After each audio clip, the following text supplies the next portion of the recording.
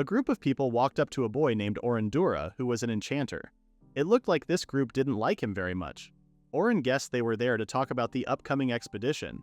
As he sat down at the table, he tried to explain that he was busy with work related to the expedition, but before he could finish, the group interrupted him. They rudely told him that he was no longer part of the team starting that day.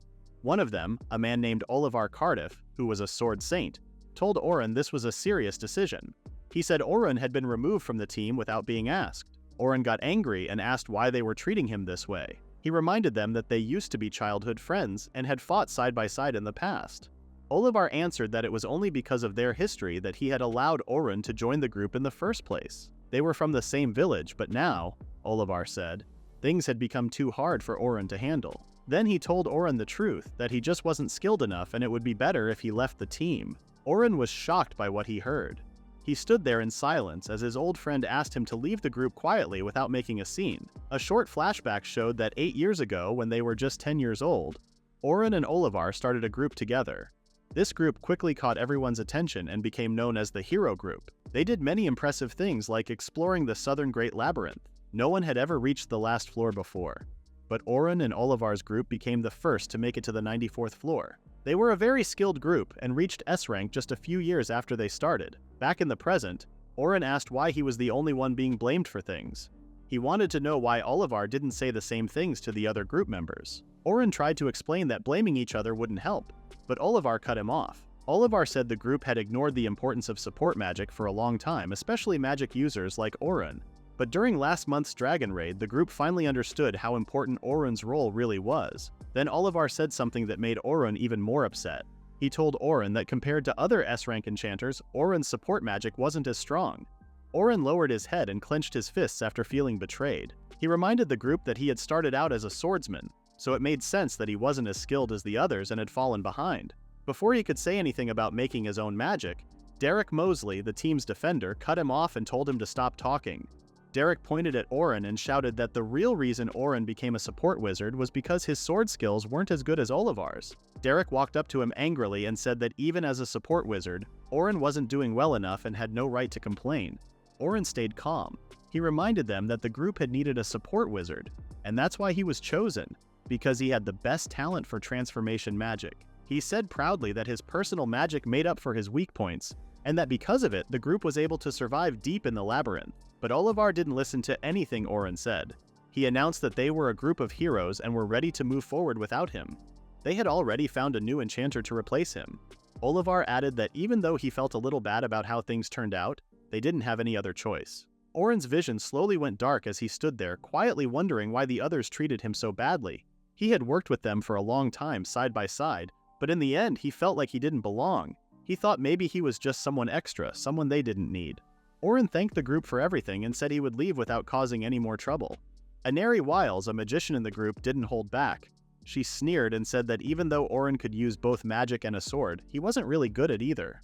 She didn't like how he always questioned their decisions. Before he walked away, she mocked him one last time, calling him a jack of all trades, master of none.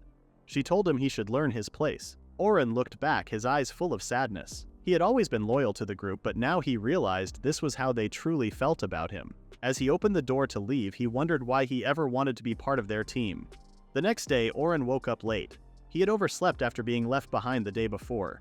He had spent all of yesterday feeling sad, but now he decided to stop thinking about the past. He pushed away the bad thoughts and started thinking about how to move forward. He came up with 3 ideas. First, he could keep exploring the labyrinth, collecting items and selling them. Second, he could get a job somewhere.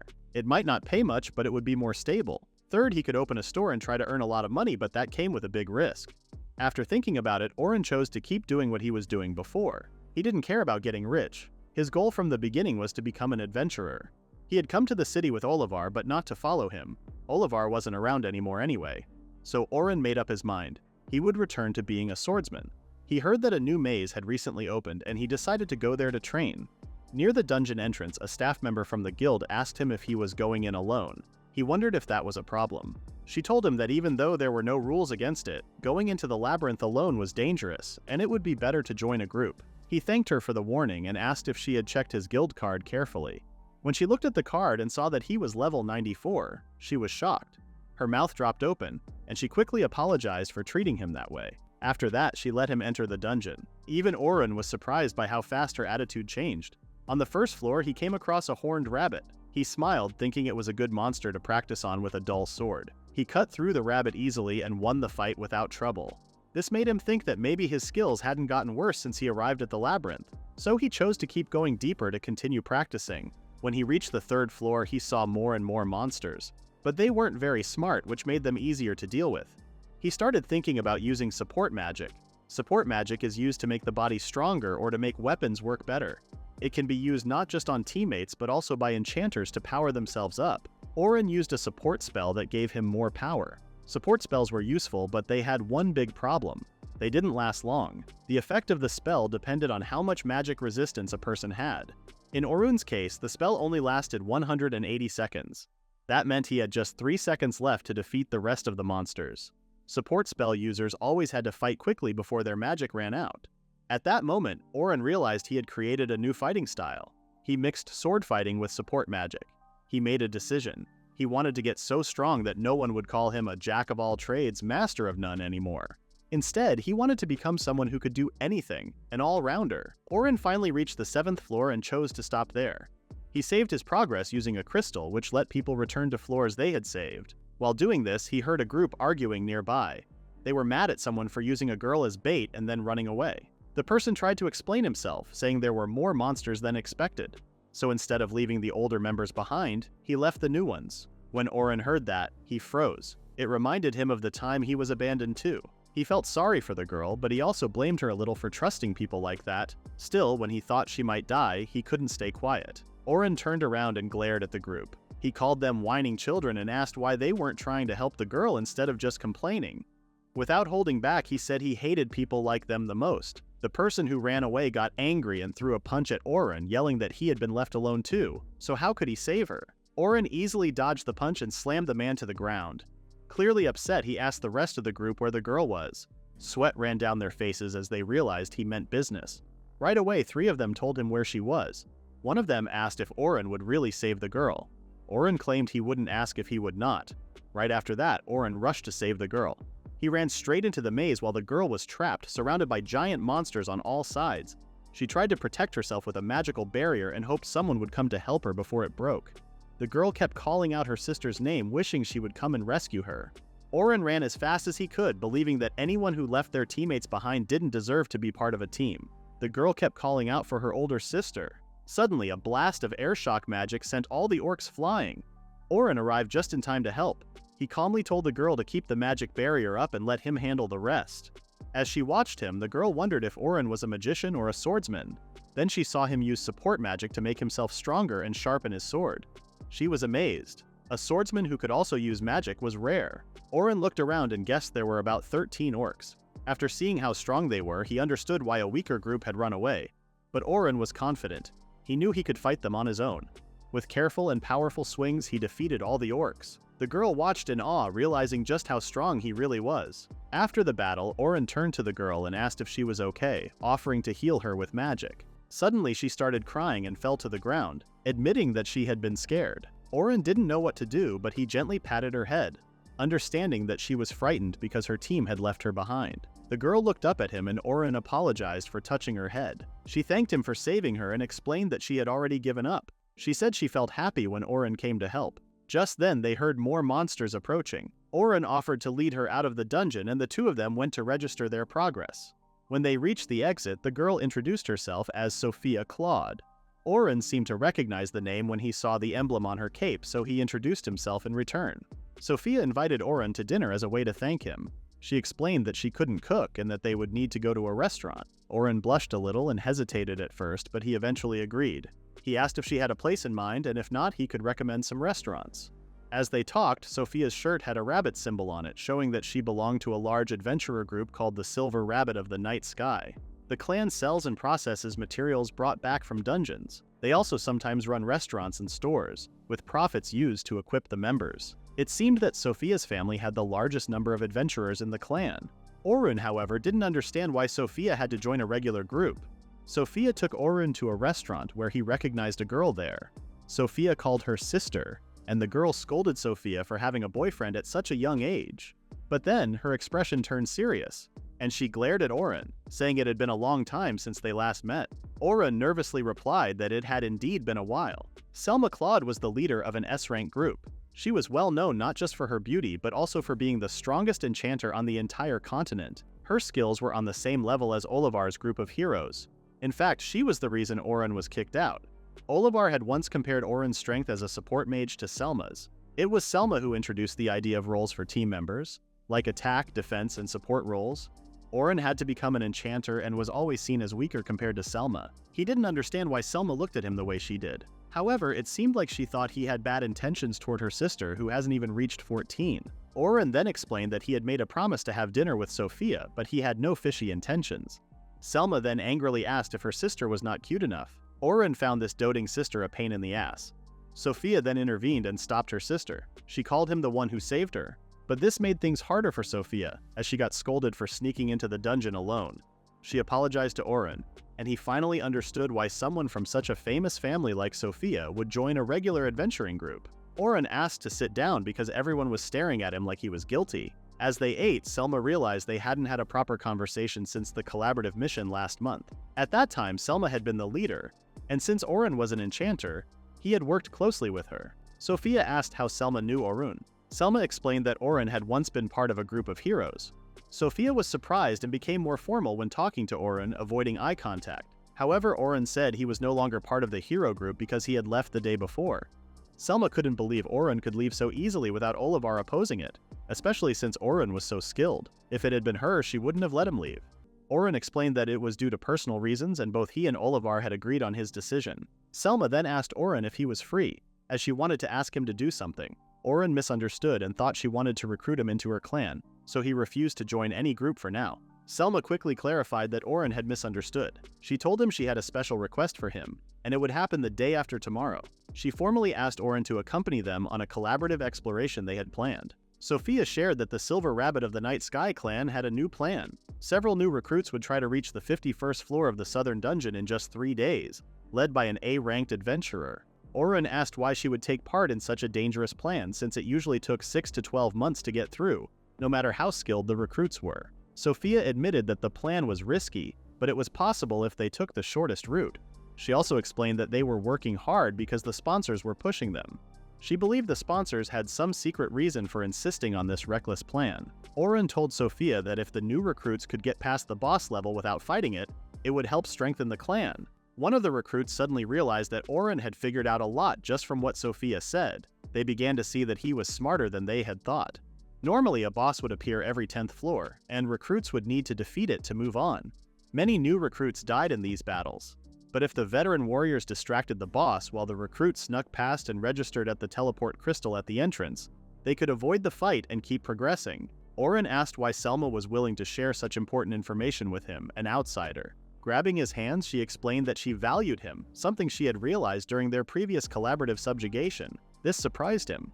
Orin wondered why he felt happy just because Selma appreciated him. He once called someone inferior because he was compared to her before by the hero party. If he accepted her offer, he would have to return to being an enchanter. Thinking he would regret it, he told Selma that he had his own plan. Sophia begged him with eyes that looked like a puppy, asking if she could join her. Orin thought for a moment and agreed, but with one condition. He told her that although she had appreciated him as a support mage, he had now become a swordsman. He wanted to participate as a swordsman. Orin was firm on this condition and refused to change his mind. Selma agreed, thinking he would act as an enchanter if things went wrong, and invited him to the clan headquarters at 8 p.m. to talk about more details and rewards. After dinner, Orin gave Sophia money to cover the meal. She thought he was truly kind and strong. However, Selma didn't like how Sophia's feelings for Orin were developing. She reminded her sister that she too was just as kind and strong as him. The two sisters jokingly argued, and Selma thought about how to handle the group that had abandoned Sophia. They arrived at the clan headquarters, and Selma decided to focus on the people who would join the cooperative expedition. She asked her sister to return to her room first. Waving goodbye, Sophia told her big sister not to stay out too late. Selma realized again that her sister was the cutest person in the world. Selma entered Captain Vince Brioc's office and reported 2 things. First, she told him that Orin had left the heroes' party. Vince responded that without Orin, the heroes' party wouldn't be able to fight at their full potential. Selma also praised Orin's magic activation speed, saying it was 4 times faster than hers. On top of that, Orin had his original magic spells, ones she hadn't seen before. She had witnessed this firsthand the previous month. Selma highly thought of Orin's magic and added that his ability to evaluate the game was excellent. He also had all the necessary skills for an enchanter. She agreed that the hero party would now struggle without Orin and that it would now be possible for Silver Rabbit in the Night Sky to make a comeback. Vince had heard about Orin last month but still found it hard to believe. Selma agreed that evaluating an enchanter was difficult. She knew the world was focused on her, but she felt the evaluation was overestimated, and the truly skilled ones, like Orin, didn't stand out. Vince was surprised to hear such words from Selma. The second thing Selma reported was about her invitation to Orin to join the collaborative exploration.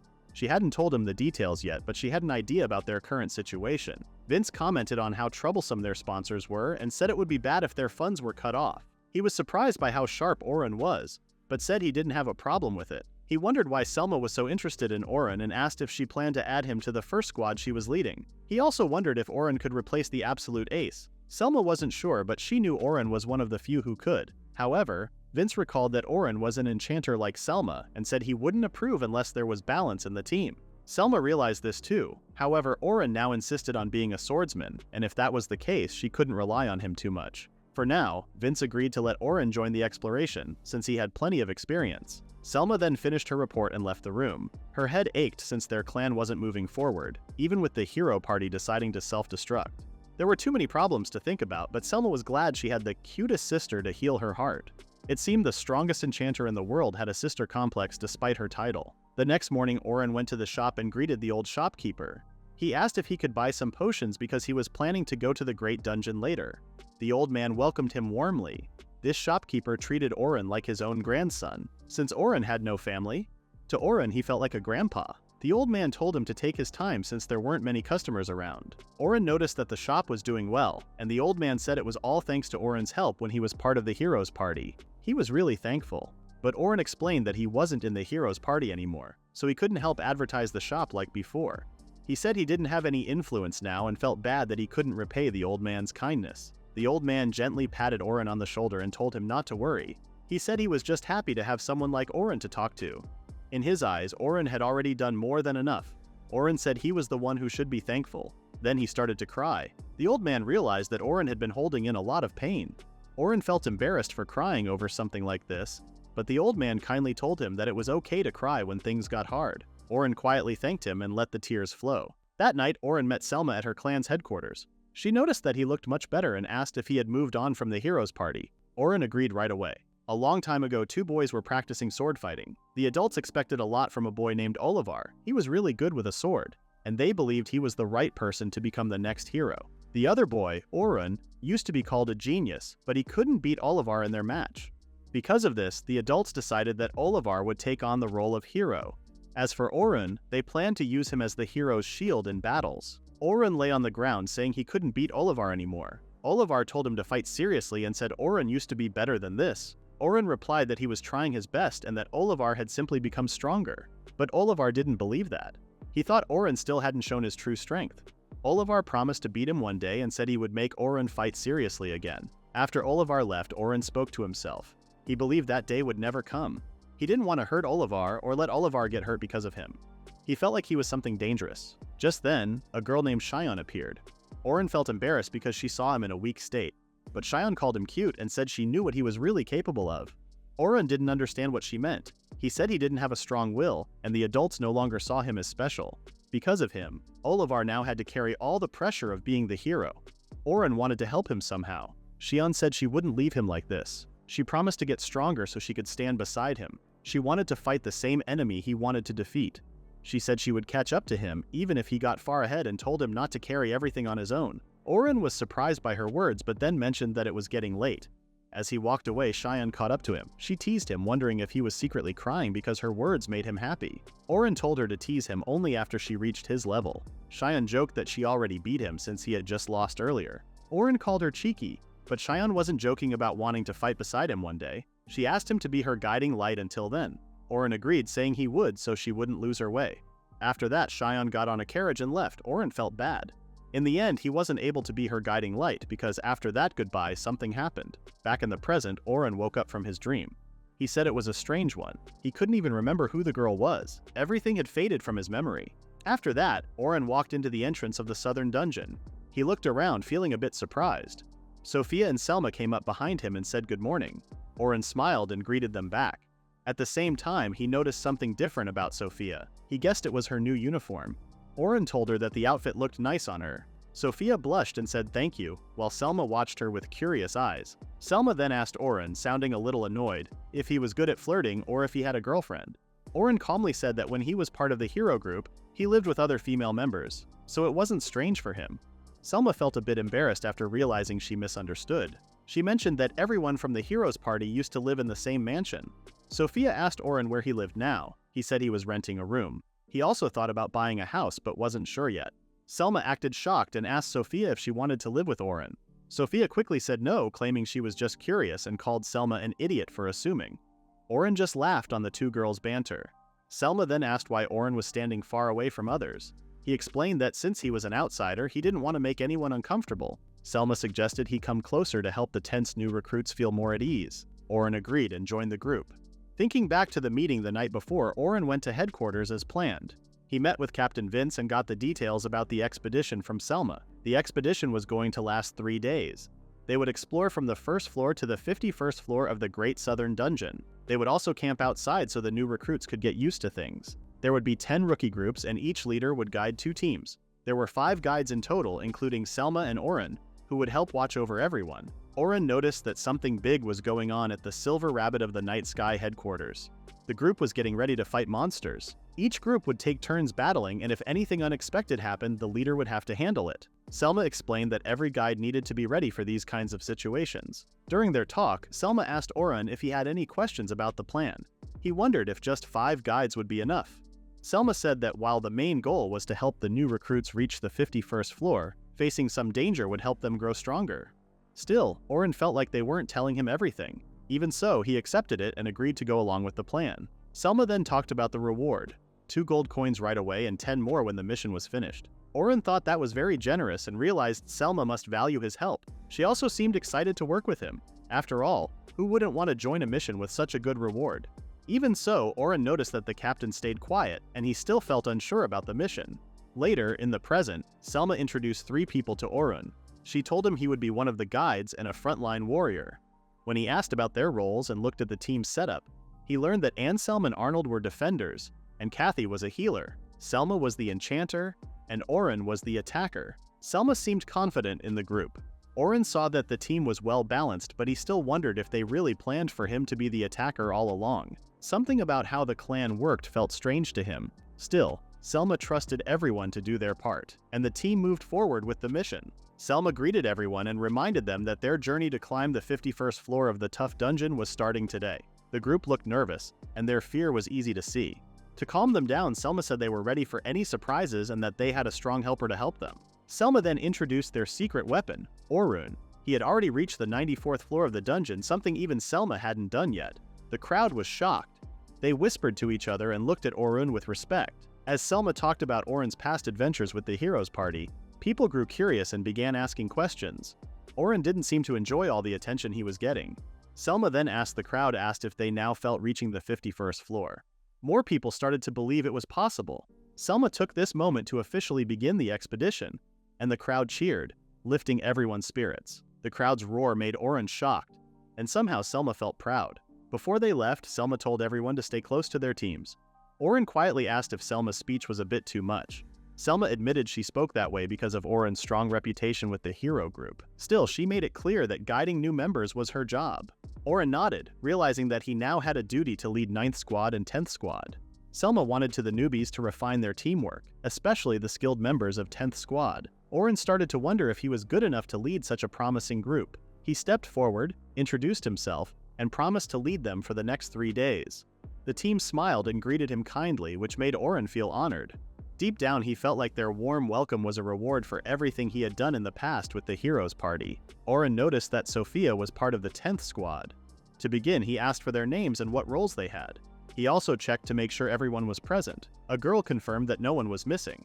Surprisingly, the 10th Squad only had 3 members, which was not common. Orin knew this could be risky, especially since they were all new. Then, a boy proudly said that no one could keep up with their team. Orin didn't know what to say. He saw that the boy had potential, but he was worried about his attitude and where it might lead him. Still, Orin felt a little better knowing the whole team showed up without problems. After that, he asked them to introduce themselves. The first one to speak was Logan Hayward. He was the leader and an enchanter. Logan spoke with confidence and said he planned to be better than Selma one day. Orin was surprised by how bold he was, but he moved on to the next person. Caroline Inglad was the team's defender. Orin was curious because she wore light armor, which wasn't normal for someone in her role. Caroline said she didn't wear any armor at all. Orin figured she was the kind of defender who focused on dodging instead of blocking. Caroline explained that she didn't want to touch magical beasts but still wanted to defeat a lot of them, so she picked a role that was close to that goal. Orin thought about her idea and wondered if dodging was better than taking hits. He said that it might be hard for her to gain real battle experience that way and asked if anyone disagreed with her choice. Logan said the clan didn't support it, but Caroline ignored them. Caroline got upset and said Logan also ignored what others said. Logan replied that he didn't have to listen because he was too good to be held back. At that moment, Orin realized they were the troublemakers. Last was Sophia Claude. She had the rare roles of both attacker and mage. Her introduction was short and simple, but there was something calm and sweet about it that made Orin feel a little more relaxed. As he looked at their different personalities, he began to understand that the mission might be harder than he had first thought. Bigger challenges were probably waiting ahead. The collaborative expedition had officially started. Orin can see that the new recruits became quieter than before, losing the excitement they had when they first entered the dungeon. Coraline began to wonder why someone from the heroes party would join their mission, especially since heroes usually didn't see them as equals. Orin asked if she had missed Selma's earlier explanation. He clearly said he was no longer part of the heroes party. He also shared how the party was always cautious with the Silver Rabbit of the Night Sky and their clan activities. Coraline was still curious. She didn't understand why Orin would leave the heroes party, especially since many people looked up to him. Being a hero was what most of them dreamed of becoming. But Orin avoided her questions, saying he didn't like having personal conversations. He also said it wasn't her business, which made Coraline even more suspicious. Then Coraline brought up Sophia and asked if Orin they were acquainted. Orin said yes. Coraline explained that Sophia often talked about a great person who would join their operation. Sophia had said that Orin had once saved her life, and even her big sister felt relieved that Orin was with them. Coraline then suggested her to loosen up since they had someone dependable after all. Orin wondered if Coraline was bringing this up just to help Sophia feel better.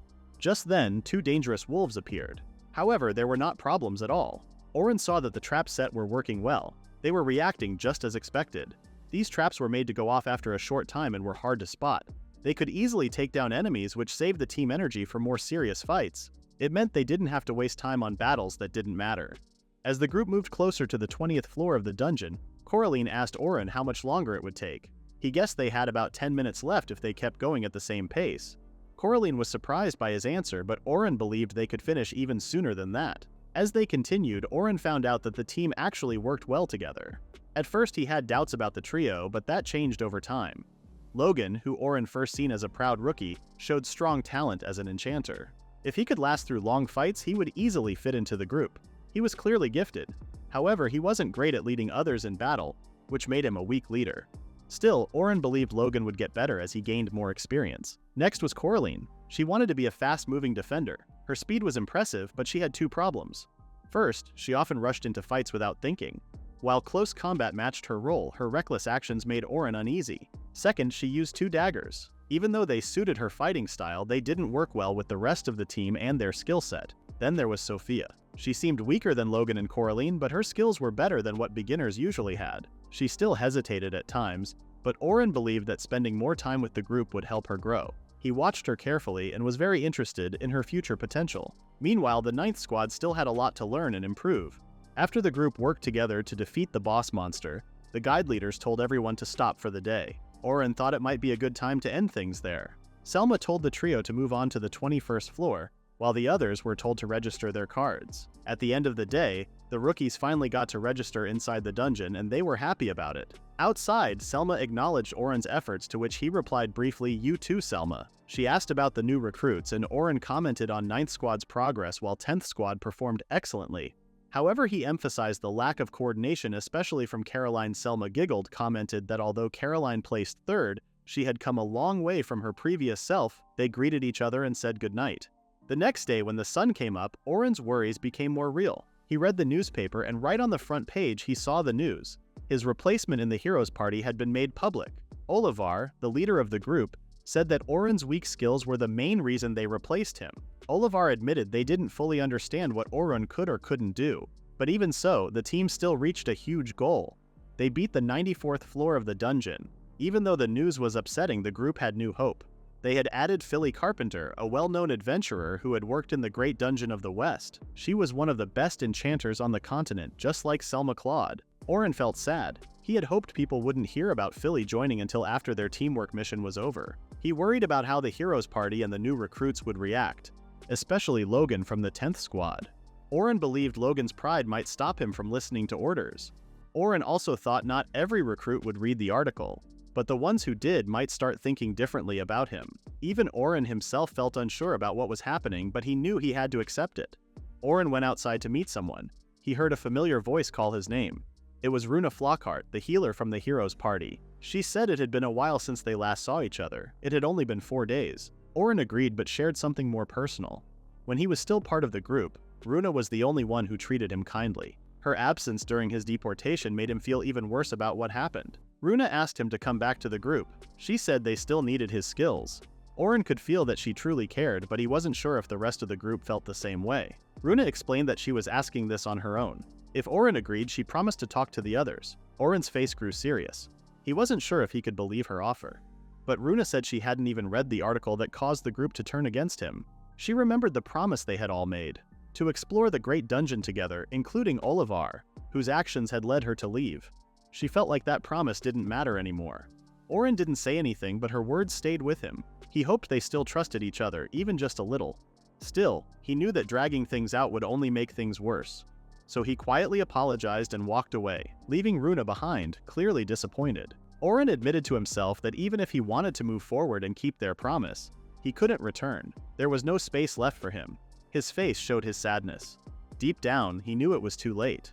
Everything had already changed. Since that important day when people started whispering and talking quietly, the article's release had drawn a lot of attention. Orin stood in the middle of the crowd, wondering how many people would stop believing in him after reading about his deportation. The article said that Orin Dura, who used to be part of a well-known group of heroes, was kicked out because people thought he wasn't skilled enough. Maybe he wished he had trained harder. As people talked around him, one question seemed to be on everyone's mind.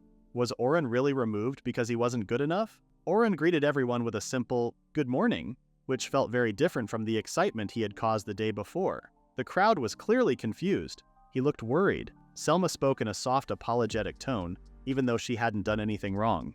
She just cared. She knew that if Orin stayed upset, their team exploration might fall apart. Even though he tried to lift everyone's spirits, the situation called for calm thinking. Selma's apology came from her desire to support Orin, even though she wasn't really involved in what happened. Orin told her not to worry and said he would get through it. He took the blame for not telling the truth earlier, and he knew that choice had made things harder for Selma. He promised to keep helping the team so she could focus on her own tasks. Selma agreed, putting her trust in him. As they talked, the mood around them started to feel lighter. Teams 9 and 10 were about to meet, and everyone greeted each other with a new sense of energy. Once everyone was gathered, Orin knew it was time to tell the truth. He admitted that most of the article was true. He really had been removed from the hero group because they thought he wasn't strong enough. At least he was being honest now. He said he felt sorry for not telling them earlier. Just then, Sophia stepped forward and spoke with confidence. She defended Orin, reminding everyone how he had defeated many enemies in the past. It seemed like maybe she had some special feelings for him. Sophia believed in Orin's abilities and didn't think he was weak at all. Orin looked thankful for her support. He went on to explain that his strength didn't come from the usual hero powers, but from his skill with a sword. Even though he was no longer part of the hero group, he said he could still guide them to the 51st floor of the dungeon. He promised to protect everyone, not as a hero, but as Orin Dura. His words carried the same energy as the day before, inspiring the team to give their best again. The others looked inspired, except for one boy. As they continued their journey to the 3rd floor of the southern dungeon, the 9th squad worked well together. Their teamwork and strong will grew stronger. They fought hard against the monsters. Orin felt proud as he saw trust being built again among the group. By setting a good example, he gave helpful advice and felt thankful that the stress they once had was now gone. The 9th squad showed that knowing things wasn't enough. They also had to believe in themselves to succeed. Orin hoped nothing would happen to break the trust they had worked so hard to build. The worries from that morning faded, and the group became closer through each challenge. Orin continued leading the rookies, and the next to take action was the 10th squad. He asked if the trio was ready. Without hesitation, the team answered yes and moved forward with confidence. Orin gave out the plan. He told Coraline to distract the goblins while Logan used support spells to help her. Sophia's job was to attack the orcs hiding behind. Orin especially noticed Logan. He could cast 3 support spells at once, something rare for someone new. Logan's magic was impressive. On the other hand, Coraline still rushed into battle without fear. However, Orin can't see any problems with that. The real issue was with Sophia. She was still scared from the orc attack that happened a few days earlier. Just like Orin guessed, fear took over and she froze in place. Orin calmly tried to help her. He reminded her that she wasn't alone this. She had a team, Coraline, Logan, and himself. He casually casted a speed debuff on the monster, but Logan somehow noticed that. Orin's words lit a fire inside Sophia. She stopped thinking about her fear, her strength returned, and she called on powerful magic. A fire javelin shot from her hand, burning the monster to ashes. The sight left Coraline and Logan speechless. Orin did tell her to go all out, but even he was surprised by what happened. It showed how mature and strong Sophia had become. Coraline's happy cheering and the team's group hugs showed how proud and relieved everyone felt. Sophia's success was praised by many. The next battle was tough, but it tested how determined they really were. Even with the difficulties, they managed to reach the 36th floor. Selma, the cooperation leader, praised everyone for their hard work and dedication. She reminded them that tomorrow would be the last day of the exploration and told them to rest well to be ready for the final challenge. After the group went their separate ways, Orin was suddenly approached by Bernard and Ansem, the silver rabbit of the Night Sky Guides. They invited Orin to dinner, which was rare and unexpected. Feeling thankful, Orin realized they didn't judge him based on a bad article written about him. He was deeply moved and accepted their invitation. It felt like a good chance for him to start fresh. At the same time, Logan asked Sophia if she knew Orin that well. She said they had only met a few days ago. Then she told the story of how Orin saved her 3 days earlier deep inside the dungeon. Logan asked if she was alone, but Sophia claimed she joined a stray party.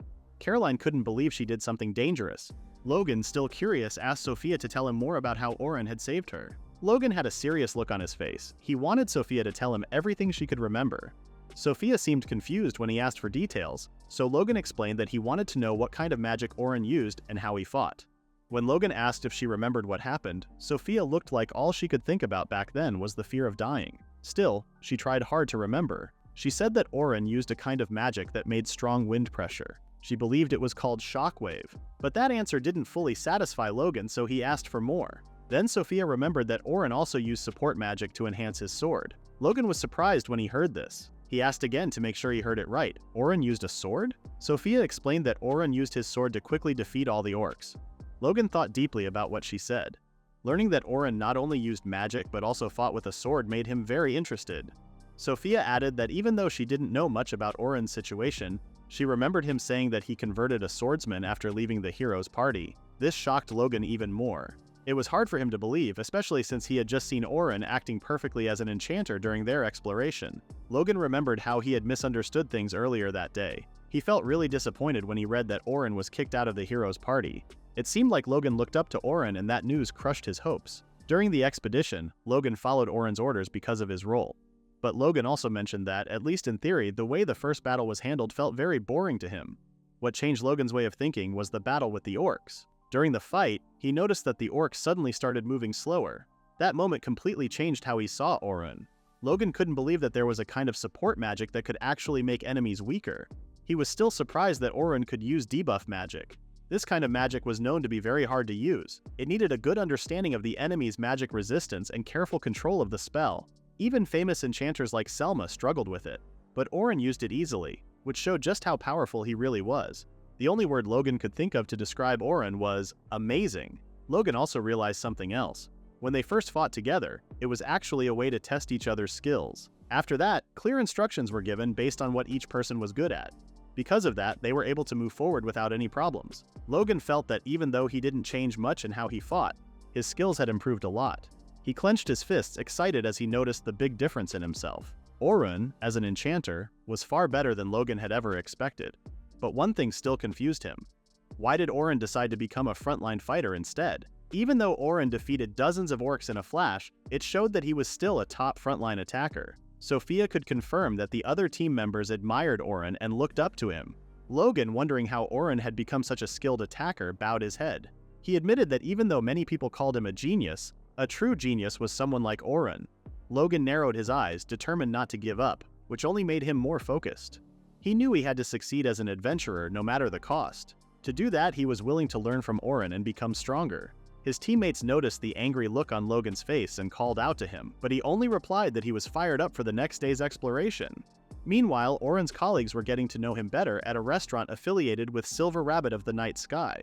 Bernard wanted everyone to drink a lot, but Orin reminded them that the expedition was the next day. Anselm agreed with Orin and reminded everyone of their responsibility to train the new recruits.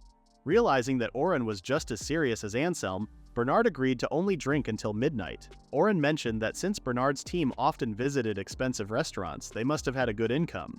Bernard said that their salary was actually average compared to Hero's Party because their job was basically a suicide mission. They just wanted to enjoy some good food before facing danger. Anselm asked Orin if he had lived a lavish life when he was in Hero's Party. Orin explained that because he also handled administrative tasks, he didn't have much time to enjoy the luxuries. Bernard once asked if Orin was still close with the former members of his team. There had been rumors that the Hero's Party was facing some internal problems. Articles about this issue upset Orin.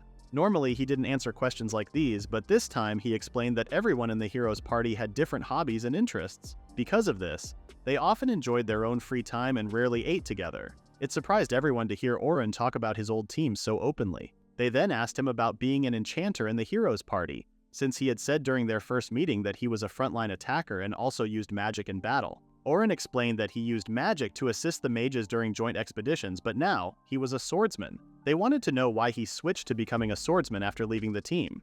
Orin shared that he had originally been a swordsman in the Hero's Party and he worked hard to earn that position. He had always admired the role, and after leaving the team, he saw it as a great chance to follow his dream.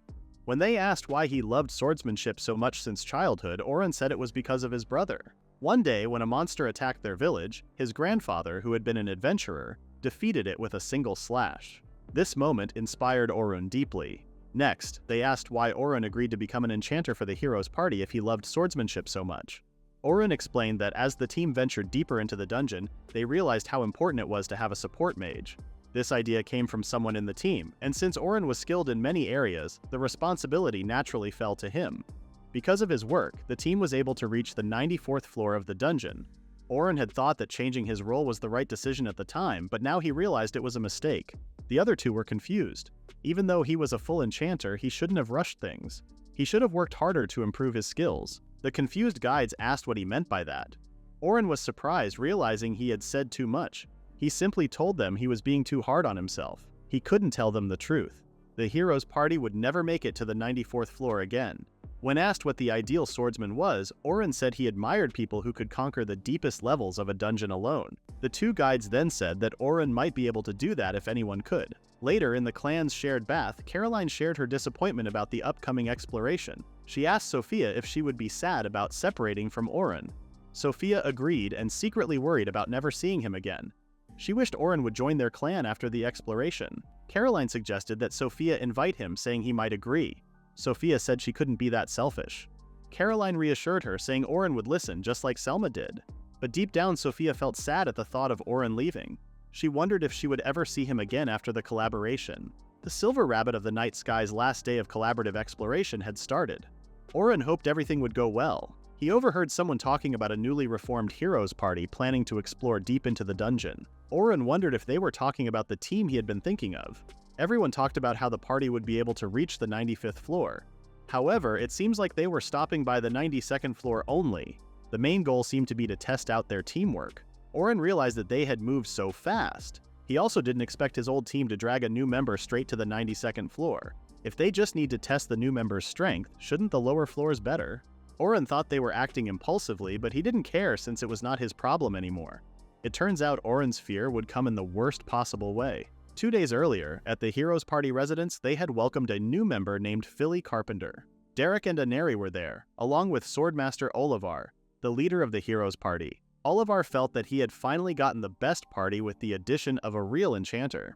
He claimed they would finally get to experience real buffs. Philly worried that they had prepared a lavish meal. Derek and Aneri told her not to worry since their nagging safekeeper was finally gone. Then the topic shifted to the financial records that Orin had managed. The two were surprised by how much money they had. Derek also pointed out that the savings written in the records almost shocked him. He called Orin a cheapskate for keeping so much money hidden.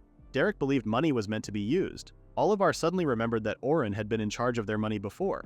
while Olivar always knew how they earned money, but he never checked the exact amounts. Derek then claimed that Orin had planned to use their money without telling anyone. He said that giving Orin the job of handling their money was a mistake, and that Olivar had been right to remove him from the team.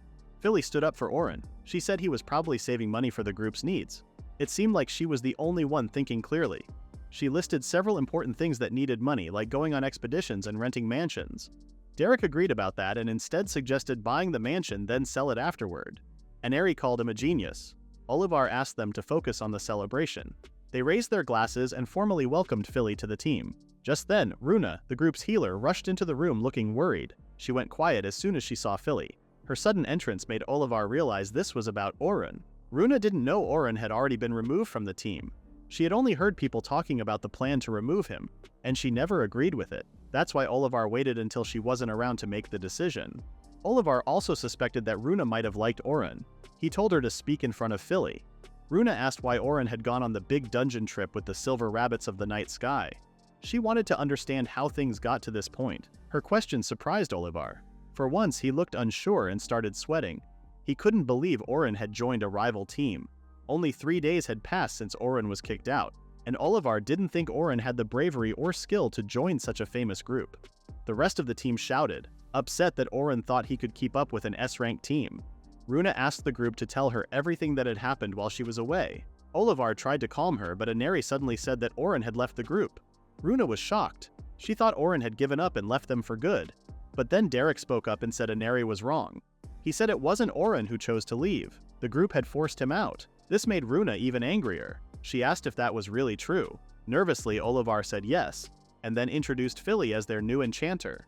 Runa realized they had made the decision without her. She asked again why they pushed Orin out. Instead of answering, Derek told her to at least say hello to Philly. Runa didn't listen. Derek got angry and tried to hit her, but Olivar stopped him just in time. Then Olivar said Orin had been a lost cause. Runa disagreed. She said Orin was the team's only support and they had come this far because of him. She said his powers were more than enough. She warned them that the group would fall apart without him. Her words made the whole room go silent. Olivar still didn't understand why Runa kept thinking Orin was better than he really was. He knew she had feelings for Orin, but as the leader, Olivar chose to stay objective. Then Aneri spoke up, saying Runa's words didn't make sense. She didn't care if Runa's feelings were clouding her judgment. Aneri said it was the truth. Orin wasn't valued for a reason. There was no point in feeling sorry about it now. She told Runa to just accept it, even if it hurt. Runa quietly said everything was already over. Since the group had already gathered, Olivar announced they would do a test on the 92nd floor of the dungeon instead of going straight to the 94th. Philly apologized for the trouble.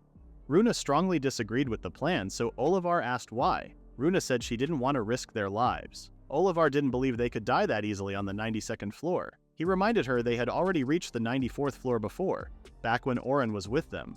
Now, with a better enchanter and stronger team members, he believed they could do even better.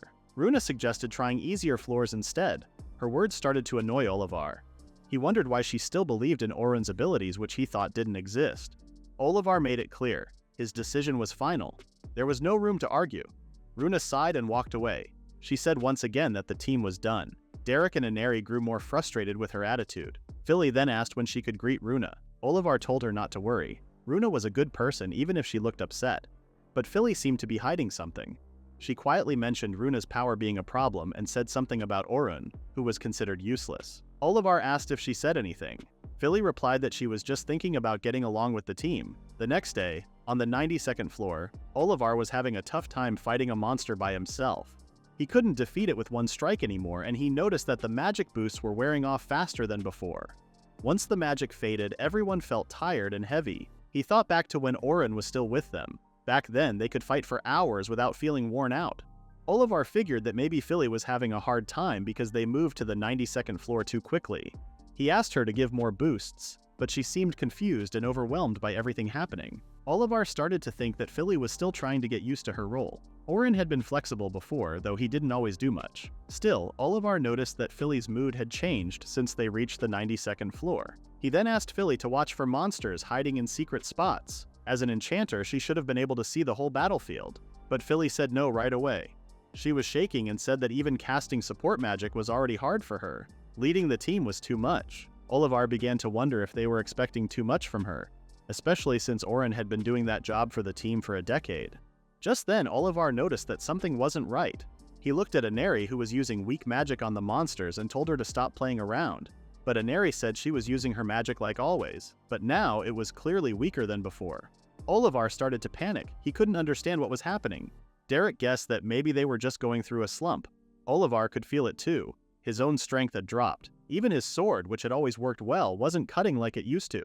Even weak monsters were pushing Derek back. Olivar couldn't help but shout in frustration, wondering why they had suddenly become weaker. No one seemed to know the reason, except Runa. When Olivar asked if she knew what was going on, Runa seemed annoyed by their confusion. She spoke in a vague way, which only made everyone more nervous. Aneri, now upset, told her to stop acting that way and explain things since they were supposed to be comrades. Runa was surprised to hear the word comrades from her. Still, because they were all in this together, she agreed to explain why they had gotten weaker. She was just about to speak when she suddenly felt a chill. A loud noise echoed from above. Olivar looked up and froze. Huge black wings and scales covered the sky. The boss of the 92nd floor had arrived. The black dragon stared down at them with deadly eyes. In that moment, Olivar felt all hope fade away. That was when Orin's warning came true. The dragon had black scales that made it almost impossible to hurt with magic or weapons. Its strong legs could crush nearly anything. Its roar was so loud and frightening that even the bravest fighters froze in fear. As it flapped its wings and slowly flew toward them, Olivar wondered why the black dragon had appeared now. In the Great Southern Dungeon, boss monsters showed up every 10 floors until the 90th floor. Even though these bosses were very strong, they were only able to stay in their own areas. The black dragon was the boss of the 92nd floor. Olivar and his team had defeated it before, but that was when Orin was still with them. Now the dragon had somehow left its floor and was outside its usual area. Olivar couldn't figure out what was going on. When the black dragon landed, the force of it hitting the ground created a shockwave so strong that Olivar's whole team was knocked away like bugs in the wind. He couldn't believe that just a landing could hurt them so badly. Right away, people began blaming Philly for not casting a protection spell fast enough. But Philly just stood still, not moving, with a blank look on her face. Olivar thought fear had taken over her completely. He remembered that if Orin had been there, he would have quickly cast a buff on Derek, even during such a scary moment. Olivar couldn't understand why Philly, who was supposed to be an even better enchanter, had frozen when they needed her most. Runa had begged Olivar to buy them more time so they could escape. She became even more desperate when she saw a fireball forming in the black dragon's mouth. Olivar knew that if they were chased now, things would get much worse. With no other option, he quickly shook Philly to snap her out of her fear and asked if she could still move. He told her to use her magic to make him stronger so he could fight back. Even though Philly was still scared, she followed his orders. With his strength increased, Olivar felt more confident. He believed he could handle the situation. He picked up his sword and prepared to fight. Using his supernatural power, he cast a spell called Magic Convergence, making his sword glow bright yellow.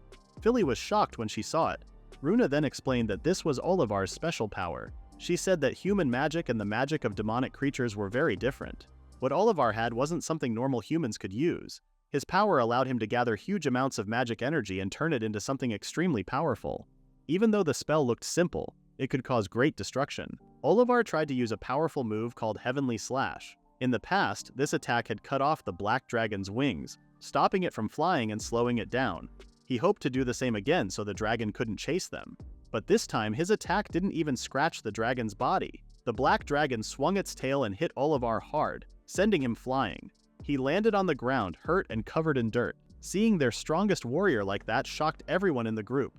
Olivar, who was usually strong and full of confidence, now realized that his best attack had no effect. Still, he refused to believe they were truly losing. Runa called Olivar again to check if he was okay. His eyes grew wide with fear. With a shaky voice, he turned to Runa and asked what they should do next. Runa reminded him that he was the leader and needed to make a choice. She told him to stay calm and suggested using the Capricious Door since they had no other option. The Capricious Door could connect one place to another, allowing them to travel instantly, but only inside the dungeon. The place it led to was random, but it always ended up between boss areas. Runa also warned that once they moved, they would have to fight the next floor's boss right away. Still, it was better than facing the black dragon. Olivar agreed quickly, and said he would use the Capricious Door right away. He told the whole team to jump in as soon as the space around them changed. When the door opened and the team got ready to jump, the black dragon swung its tail trying to stop them.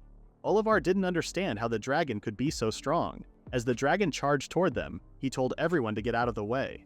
But then they noticed something strange. The dragon wasn't coming for them. Instead, the dragon dove through the door and vanished along with it. Aneri felt relieved that they were safe. But Runa didn't share that feeling. To her, this was the worst thing that could happen. Olivar agreed and reminded her that even though they survived, the Black Dragon was now in another boss area, and another team would have to deal with it. Runa suggested returning to the guild and requesting a deportation. Derek asked what that was. Runa explained that it was a feature of the guild card that allowed people in the dungeon to be forcibly teleported out. Derek was shocked when he heard this. Philly said they had no choice because they didn't even know where the Black Dragon had gone. Olivar knew their team would be severely punished for this and that they couldn't really defend themselves. He thought this outcome was expected. As the team ran out of the 92nd floor, Runa suggested finding the Black Dragon immediately to defeat it, but with their current team it would be impossible. She asked to replace Philly with Orin so they could scout the boss areas in the dungeon more efficiently. Everyone was shocked by her suggestion and angrily asked if she was serious. Runa said she was. Though she felt bad for Orin cleaning up their mess, they didn't really have any other choice. She mentioned that Orin should be in the same dungeon as the rabbits, and she planned to somehow persuade him. Derek shouted that Orin was now irrelevant to them, and reminded her how incompetent he was. Runa told him not to say things like that and reminded the group that she had planned to tell them the team was getting weaker before the dragon appeared. She made it clear that they weren't in a slump since nothing had changed. Olivar then angrily asked why they were underperforming. Even his strongest skill, Heavenly Slash, hadn't worked against the dragon. Runa said the answer was simple. It was because Orin wasn't with them. She explained that not much magic had gathered when Olivar activated his skill, and the Heavenly Slash was originally at that level. Olivar couldn't believe what he was hearing. Runa then explained how Orin had been boosting everyone's abilities with his original magic. She asked Olivar if he even knew the common effect of support magic. Olivar remembered that the effect's strength depended on the caster, and the duration of the effect was based on the person being buffed.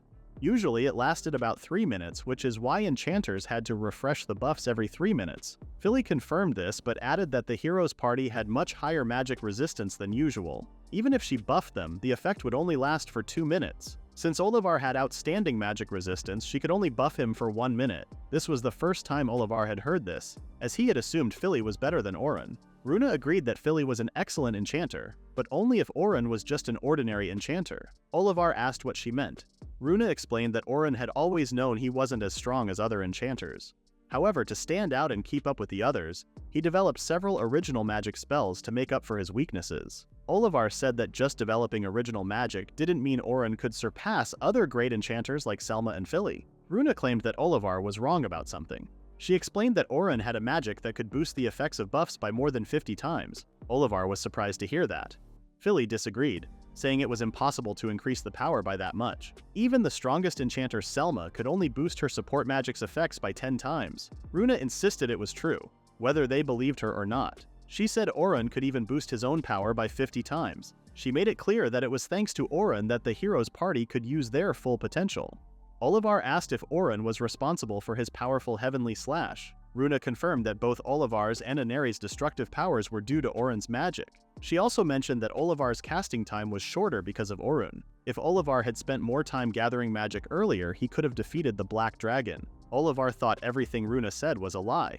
Runa also pointed out that Aneri was confusing her own magic power with Orun's. She explained that the magic attack Aneri used earlier should have taken more time and focus, but because of Orin, it was much faster. Aneri then blamed Orin for not telling her this. Runa said that both she and Orun had already tried explaining, but Aneri hadn't listened. She reminded Aneri that she had joined them after they reached the 86th floor. Orin had even suggested bringing her to the middle floors, but Aneri refused because she thought it would be too much trouble. Derek nervously asked if Orin was helping with his defenses. Runa said that Orin's magic made Derek's defense much stronger. She explained that Orin's magic could also work on both equipment and other spells. The best part was that there were no side effects, like feeling heavy, after the buffs wore off. Orin had somehow fixed the usual problems with support magic. Everyone was left speechless. Runa said she had been telling them the same thing before, but no one listened. In the end, they kicked Orin out of the team. Olivar finally understood and agreed, but it was too late. The team quickly ran out of the dungeon. Others noticed them and talked about how fast they were at testing their new team's strength. They were impressed and thought the team could now handle the 94th floor. Their expectations for the S-ranked team were very high, but the heroes party just ran in silence. They praised Olivar for being the hero of this generation, but Olivar felt differently. He knew he had already put another team in danger. They were being admired for something they hadn't even accomplished, like defeating the Black Dragon. Olivar knew they needed to fix the current problem, but they weren't the strongest team anymore, not without Orin. Meanwhile, a few hours ago, Orin arrived at the entrance of the Southern Great Labyrinth. For some reason, he was getting a very bad feeling.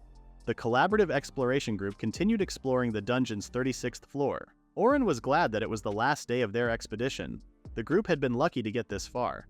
Their goal for the day was to conquer floors 36 to 50, after which they would use the transfer crystal to return home. The journey felt like it was getting shorter, but it wasn't clear if they were really excited to go back. The current plan was to have the guide leaders handle the demonic beasts that the new recruits couldn't defeat. Like before, battles with bosses would need everyone to work together. Teamwork was key to success. Orin, however, had a bad feeling about the dungeon since that morning. His gut feelings were usually right.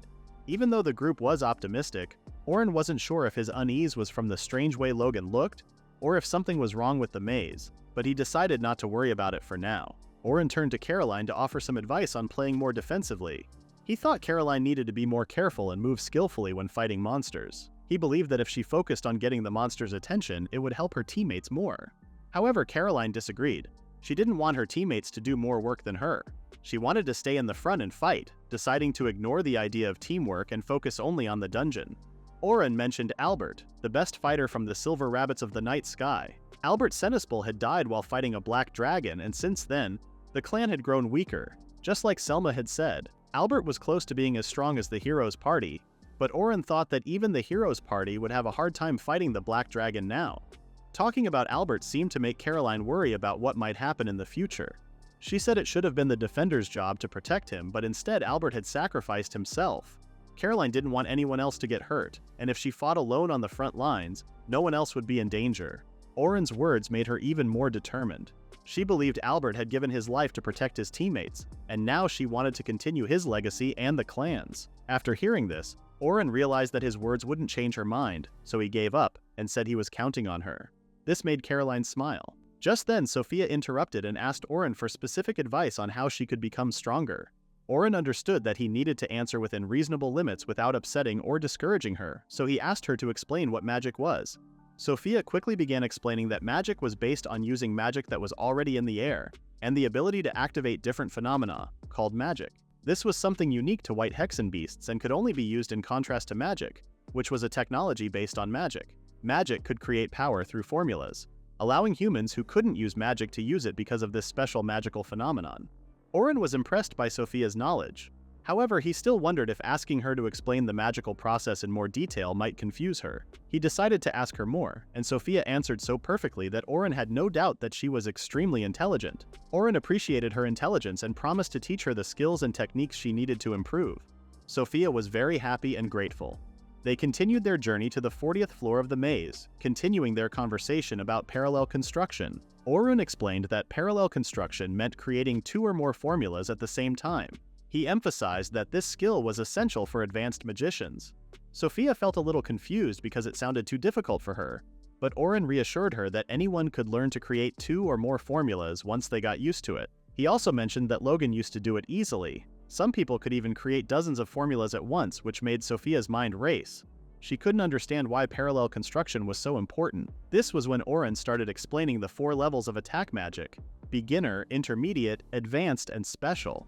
He thought that if she could use special level magic, becoming an advanced magician would be enough. Orin also talked about the lower floors where there were beasts that couldn't be defeated with just one attack, and how parallel construction could help in such situations. After hearing this, Sophia completely understood the value of this magic and promised to do her best to master it, wanting to make her new teacher proud. Orin still thought that Sophia should ask some veteran clan members or even Selma for help, but it was clear that Sophia wanted Orin to teach her.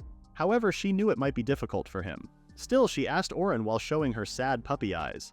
Orin blushed and ended up agreeing to teach her as long as Selma allowed it, since he was still practically a stranger. It was clear that Sophia had special feelings for Orin, and he worries about how Selma would think of that. That is the end of the recap at chapter 10.1. Please read the pinned comment about the next part.